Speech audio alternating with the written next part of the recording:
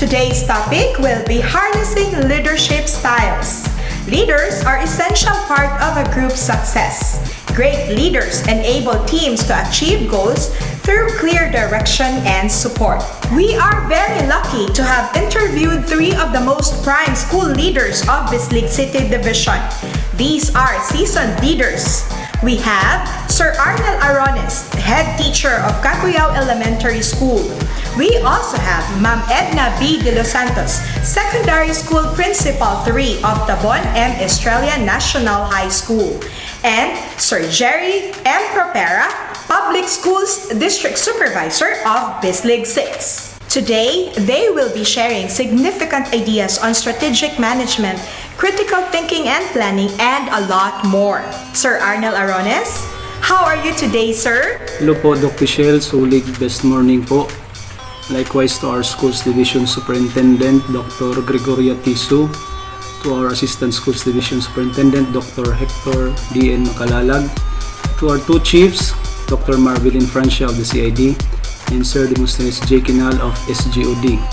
To all our education program supervisors, public schools district supervisors, district in charge, to my fellow school head, and to all who are listening and watching this virtual Mancom, sulig best morning to all. Amidst the pandemic, how do you describe your leadership style to mentors of Caguyao ES? Well, I would say my realistic leadership style would be strategic and tactical. When I say strategic, this involves careful planning. A plan that is doable, that is operational, that has sense of direction. And it also involves constant monitoring, analysis and assessment of the school's necessities in order to meet the goals and objectives of the institution.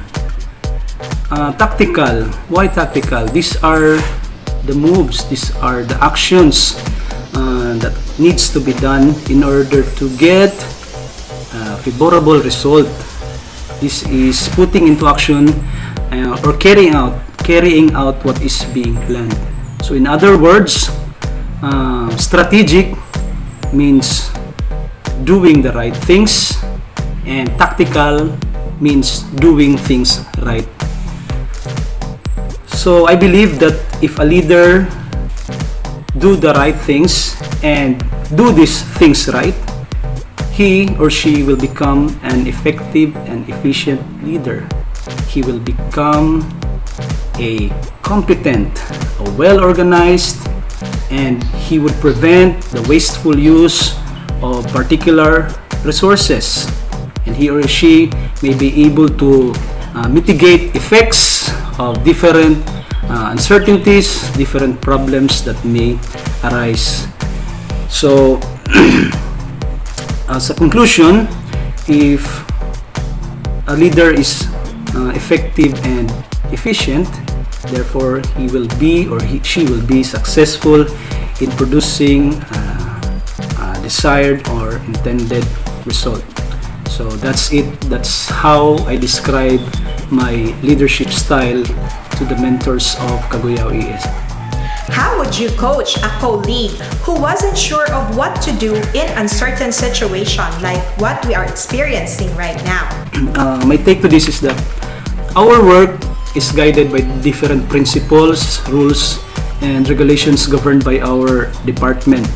So I would advise to him or to her or to my colleague to follow procedures, adhere to legal basis, and ask questions to people who are well-oriented, those who are knowledgeable, those who are more experienced, because he or she can give you answers to questions or to these uncertainties.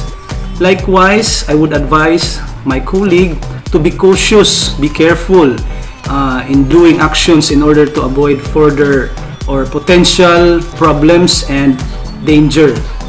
I would share to him the value of being accountable to all your actions made.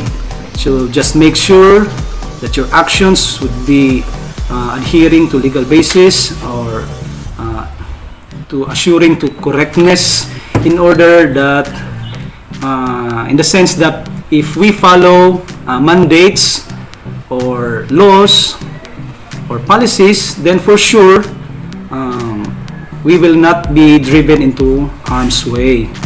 So that's it. Thank you, Doc Michelle, for giving me this opportunity, for sharing my opinion to your, or sharing my answers to your questions. And for my parting words, let me just share to you what I have heard during the National Assembly of Education Leaders last year, that our position is not one of a privilege but of service. Thank you for listening, and sulig best morning to all. Truly, there are many different leadership styles, and it is on us how to determine which is best suited to our colleagues. We have on the phone right now is Ma'am Edna de los Santos. Hi, Ma'am Edna! Sulig best morning, everyone. Sulig best morning, Ma'am Michelle. I would like to ask, Ma'am, in a large school such as yours, how do you manage the learners, teachers, the parents, and the stakeholders? From the books of the varied leadership styles, I am a mix of democratic, authoritative, strategic, transformational, transactional, coaching, and affiliative leader. Simply said, I am a hands-on leader. I go into details and deeper into the situation. I never stay at one place and wait for what's to come. I need to be a part of the action.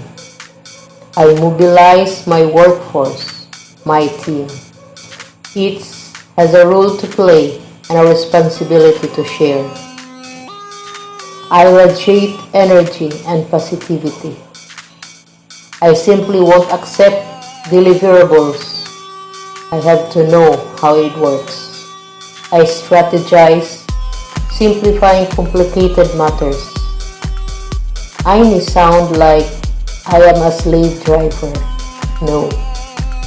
I have emotions and empathize with my teachers. I may utter words to show my dismay to some mishaps and disobedience, but my motherly nature encourages everyone to do better and be more effective and efficient, not only to work but to life. I am a moral booster, as I am a leader who inspires and believes in the capacity and potential of teachers. I am not perfect, but I always give my best to every situation. If there's a will, there's a way. How do you overcome teachers' resistance to change? In adapting in the new normal setup, the utilization of the learning delivery modalities and other equally important activities and requirements that need to be done. Strategizing, better planning, and consultative approach are my ways of doing things before implementing change.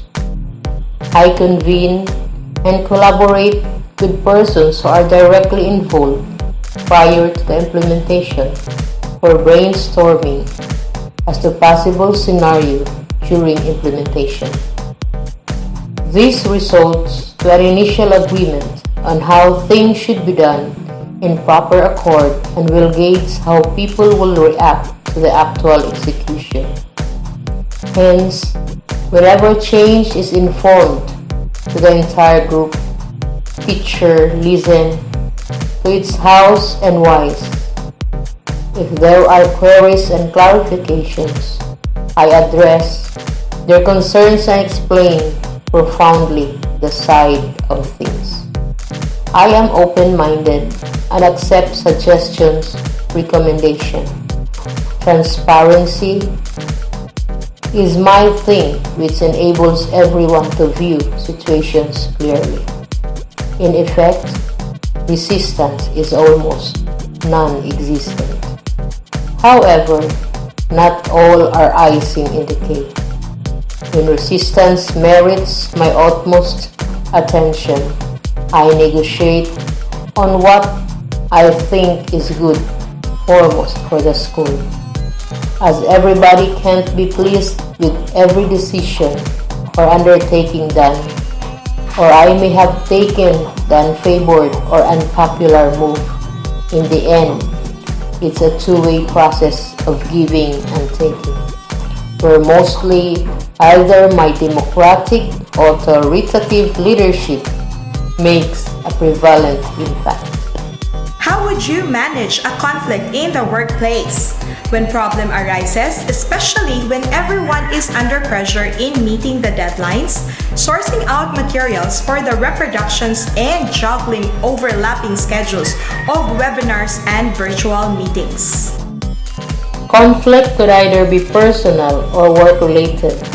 I won't delve into personal conflict or teacher-to-teacher conflict unless it affected how the involved perform their work. Work-related conflict is managed by me through investigative inquiry. I won't make conclusions hastily once unverified information reaches me. Open dialogue makes its way through the process. Favorable decisions are ideal so as not to offend either party. I assess situations based on what is rightful, morally correct. However, if situations are not settled favoring both, my affiliative style of leadership encourages harmony and collaborative relationship among my teachers. Change management must be observed in a very subtle manner. We have to make sure that everybody will understand the change that will occur, and eventually acceptance will take place. And we have one more guest from Bislig 6th District, the PSDS, Sir Jerry M. Propera. Sulig, best morning, Sir Jerry. How are you today, sir? Okay, Sulig, best morning, Ma'am Michelle. I'm happy today. I'm great to have you for this kind of interview or conference. How do you make a strategic decision in your district to meet the 100% readiness in terms of reproduction of SLMs, the provision of resources, learning delivery modalities, and getting things done? Okay, school readiness is the big challenge to us, school heads, administrators, and even class BSDS towards the opening of school year 2020-2021. We in Bislig District 6, we have this kind of concerted efforts among the school heads, parents, and stakeholders to the provision of printed materials, SLM, besides of the school MOE. And aside from that, we even extended overtime during work days at night and even Saturday and Sunday just to cope up the printing of modules of Bislig 6 District. Okay? And aside from that, we keep on updating. We assign somebody to be on deck on the updating in the Google Sheet the available modules for printing from the central office, SLM, the division office, and other resources. Indeed, sir, we have to do a collaborative efforts to address all the problems we are experiencing right now. Yes, ma'am. I agree with you, Ma'am Michelle. It was the first time for our district to reproduce volume of modules for the first time in the history. We did it without any questions. Yes, sir. All right, so let me proceed to the next question. Describe a time when you proactively identified and addressed an issue at your district. What are the tips that you can share to other PSDSs or districts to resolve the same issue? Okay, thank you, Ma'am Michelle. Modesty aside is not to blow our horn. We in Bislig 6 District, we have this kind of is to strengthen the spirit of triangulation, meaning networking and strong partnership with the parents, teachers, and stakeholders. Example, we have this triangle, teachers are placed on top, and in the baseline, the parents and stakeholders. Allow me to explain the rationale about this triangulation. First, we have these teachers on top. We created in our district this tatawag BITIA. BITIA means Bislig 6 District Teachers and Employees Association, in which we will give medical assistance, mortuary aid, or any major operations that the teachers will be admitted. Then we have to help, monetarily or in logistics. Aside from that, we have these complements, strengths, and weaknesses. For example, if a certain teacher is not good in IT manipulation, somebody will help. Somebody will take her part, and then she will be taught how to manipulate this kind of, shall we say, in Google Sheet, another operation talking about computer. And aside from that, we have in the baseline the parents. We created the district level federation of PTA presidents. The function of the PTA presidents is to console with me, to repair with me, and to go with me whatever projects that the school will be implemented, so there should be a transparency. We even response during our second family day. It is our second family day this year. We did it, and we even response to sustain our projects, no? And aside from that, the parents or the PTA presidents are considered as part of district alternative dispute resolution. So whatever problems that may be arises or problem that may be encountered by the teachers, the parents are there without passing it into other or in the media or even the division office, because we will settle it in our own level. And aside from that, in the stakeholders of community, we have these so-called linkages, support from the LGU, non-government organization, and socio-civic organization, that they will support us whatever projects that we have. Example, in our compound, we have this kind of the newly rehabilitated children's park sponsored by the Rotary Club Bilbis League, and then we have this kind of lawn tennis court sponsored by our Congressman Johnny Pimentel, and soon the backstopper of this lawn tennis court will be improved. So this will serve as the ground for training and playground for our parents, teachers, and even our school children. No, so that's one of our way of solving the issues. Next is our safety and security as priceless mechanism to have a conducive learning environment. What a nice place to have this kind of environment in which we have this kind of installation of CCTV within the campus of Bislig 6 District and even in Mangagoy National High School. Papasok ka pa lang sa compound namin, talagang malalaman namin kung sino ang taong iyon. And aside from that, we have this kind of maximized access of communication. We issued two-way handset radio to all building guards, to the parents, and the principal involved on school operation. So we have this kind of radio sponsored by the PTA Confederated. Aside from that, we're able to solve issues, the boundary problem between Mangagoy Hilltop and the residents of Purok 3 Castillo Village. We're able to solicit, or with the local government unit through the local school board funds, sponsored almost 300,000 perimeter fencing concrete along Mangagoy Hilltop Elementary School and the residents of Purok 3A Castillo Village. And aside from that, we're able to enhance the perimeter fence along the national highway using the concrete and the angle bar metal frame, so that the children will not be easily going out looking or using that kind of perimeter fence. So in short, we in Bislig 6 District were able to sustain and issue the problem of security and safety, for we exerted efforts in order to ensure safety and security to all of us. And lastly, how do you set a long-term goals for your district?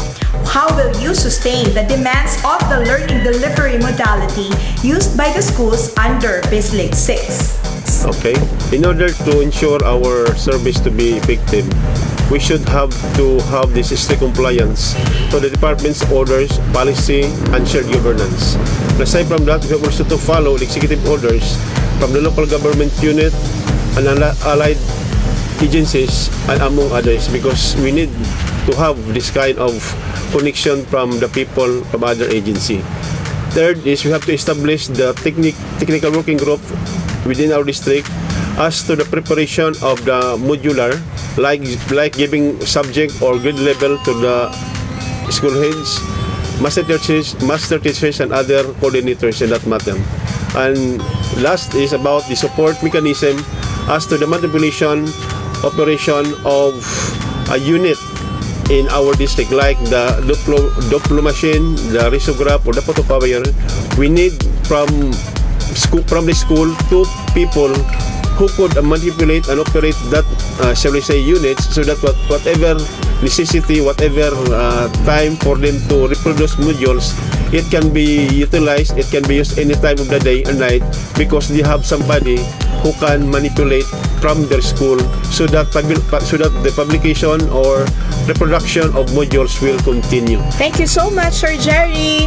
Thank you so much, Ma'am Michelle, for this opportunity. I would like also to extend our thanks to our School Exhibition Superintendent, Ma'am Gregoria Tisu, to our Assistant School Exhibition Superintendent, Sir Hector Din Macalalag, to the CD Chief, Dr. Marbelin Ciprancia, to his Judy Chief, Sir Dimi Kinal, for this kind of opportunity for us to spotlight our accomplishments of the district, and rest assured that we in Bislig 6 districts are following orders, following mandamos or memorandum from the higher office for the good of our service. So everyone, sulig bis morning at mabuhay po tayong lahat. In Bislig City Division, we are always at your service. This has been your host, Michelle El Prado, saying, be the change you want to see in the world. Thank you for watching. See you next time, only here at Today with Mitch.